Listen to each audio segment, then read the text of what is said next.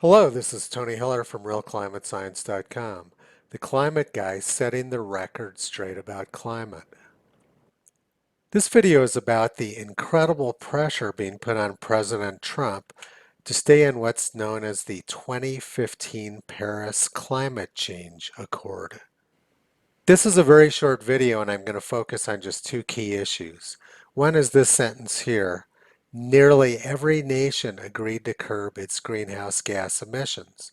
We're going to look at that and see if that's true. And the other is this part here. In an attempt to understand what could happen to the planet if the U.S. pulls out of Paris, the Associated Press consulted with more than 24 climate scientists and analyzed a special computer model scenario designed to calculate potential effects. Let's start by looking at the claim that nearly every nation agreed to curb its greenhouse gas emissions. This is an article from the New York Times a couple of years ago. The red line here is China's CO2 emissions. You can see that around the year 2002, their emissions started skyrocketing. And the pledge they made to President Obama was to peak CO2 emissions around the year 2030. So their CO2 emissions are going to continue to skyrocket until the year 2030, at which time they'll be about 2 or 3 times the United States emissions, which are already declining. So the key point here for people who believe that CO2 emissions are dangerous is that the Paris Climate Treaty does nothing to slow them down. In fact, under the agreement which President Obama made with China, CO2 emissions are going to accelerate. Let's look at what the world's #1 climate alarmist, Dr. James Hansen of NASA, says about the Paris Climate Accord. He called the talks a fraud for the reasons which I've just outlined. They do nothing to lower CO2 emissions. Now let's go back and look at the other claims from the article.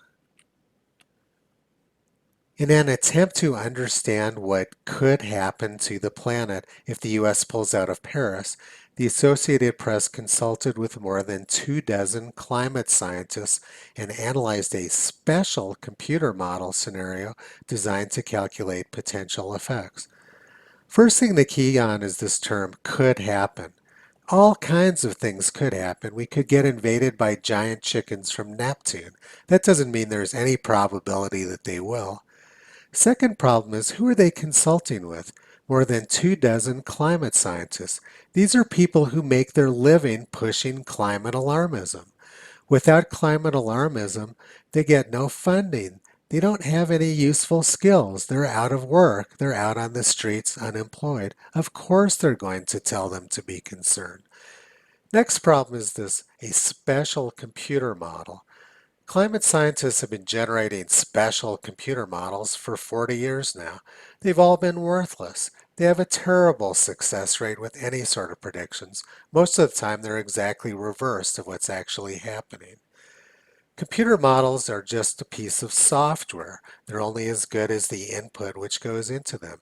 You put garbage in, you get garbage back out. President Obama's Paris Climate Treaty has many different problems, not the least of which is that it was illegal. The president can't enter a treaty with a foreign country without the advice and consent and approval of the United States Senate. He never sought it or received it. The next problem is that it does absolutely nothing to reduce CO2 emissions. China's CO2 emissions will continue to skyrocket, agreement or not, and U.S. CO2 emissions are already going down. The treaty is meaningless. The third thing is that the science behind it is complete garbage, and the people pushing it are junk scientists with a terrible track record. There's no reason for President Trump to move forward with this. If he wants to be the great leader, which he promised he was going to be, he will not get involved with this and will back the United States out of this horrible agreement.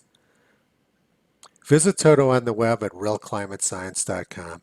He's been pulling back the curtain on junk science for a long time.